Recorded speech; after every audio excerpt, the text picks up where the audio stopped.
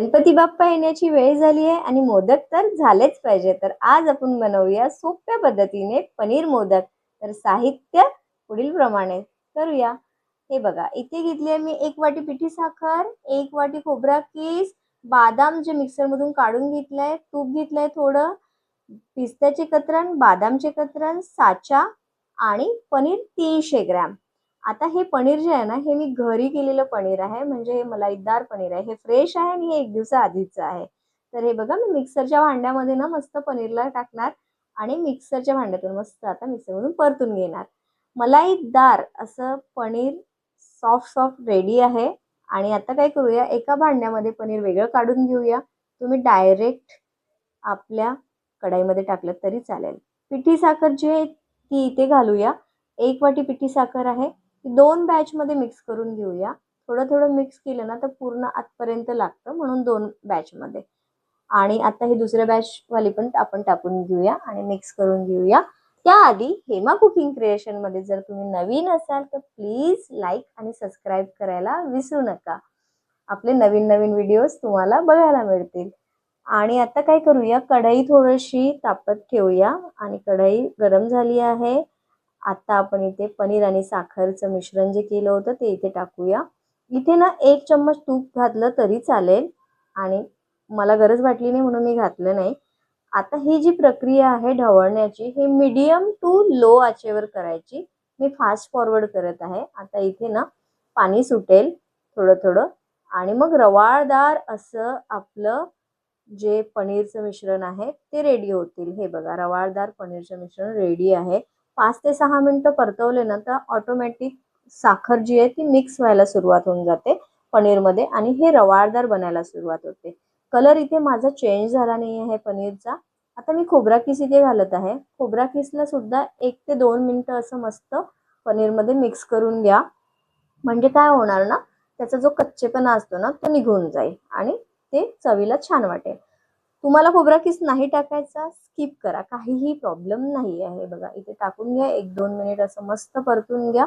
Medium to low आचेवर, ही पूर्ण क्रिया मीडियम टू लो आचेवर करायचं. आता मी बदाम जे आहे ना, जे मिक्सरमधून काढून घेतले, त्याचा चुरा सुद्धा मी इथे घालून घेत आहे आणि त्याला सुद्धा छान ढवळून घेऊया. आता इथे जर तुम्हाला असं वाटलं की थोडं कोरडं झालेलं आहे हे सारण, तर यामध्ये 1-2 चम्मच दूध घालत तुम्ही ढवळा त्याला.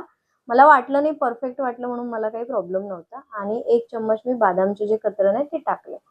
बदामचे कतरण टाकायचे असेल तर टाका, नको असेल तर नका टाकू, पण छान वाटतं म्हणून टाकले. आता थोडं ना फूड कलर टाकलेला आहे, ऑरेंज कलर. कलर छान यावा म्हणून. नको असेल तर नका टाकू, काहीही प्रॉब्लेम नाही आहे, पण छान दिसायला हवे म्हणून इथे फूड कलर टाकला. ते बघा, छान असं दिसत आहे. थोडे व्हाईट कलर आणि थोडा ऑरेंज कलर दिसत आहे. आता काय करूया, मस्त साचा घेतला. साच्याला असं लावून घेऊया तूप थोडं. साचा नसेल तर हाताने बनवा. हाताने बनवताना थोडं दुधाचा वापर जास्त करा, थोडं थोडं. सारण जेव्हा थोडं गरम असेल ना तेव्हाच साच्यामध्ये भरा, कारण हे थोड्या वेळाने ड्राय व्हायला सुरुवात होते आणि याला छान दाबून दाबून असं भरा. ते इथे थोडे बदामचे कतरण आणि पिस्त्याचे कतरण टाकले आहे, वरून छान दिसतात म्हणून. असं 2 साईडला टाकून घेऊया. हे बघा, आणि असं छान असं दाबून दाबून. आता बरेच जण म्हणतील की साचा भरण्यासाठी आम्हाला इतकं का सांगत आहे, तर बरेचदा का होते, जर आपण व्यवस्थित त्याला दाबलं नाही ना साच्यामध्ये सारण, तर ते व्यवस्थित येतच नाही, ते तुकडे होतात त्याचे. आणि हे बघा, आता थोडं आणखी याच्यात टाकून घेतलं आहे आणि पूर्ण असं फिट्ट होईपर्यंत, म्हणजे आतमध्ये भरेपर्यंत त्याला भरून घेऊया. आणि भरल्यानंतर मस्त असं भरून घेतलं. हे बघा, आणि छान असं आता काढून घेऊया. काढल्यानंतर आपला मोदक होईल रेडी. हे बघा, किती छान दिसतंय ना. बघा, बदाम आणि पिस्ता एकदम छान असं दिसत आहे. हे गार्निशिंगचा भाग आहे, नाही केले असेल तर काही हरकत नाही आहे. हे बघा, मस्त झालेलं आहे.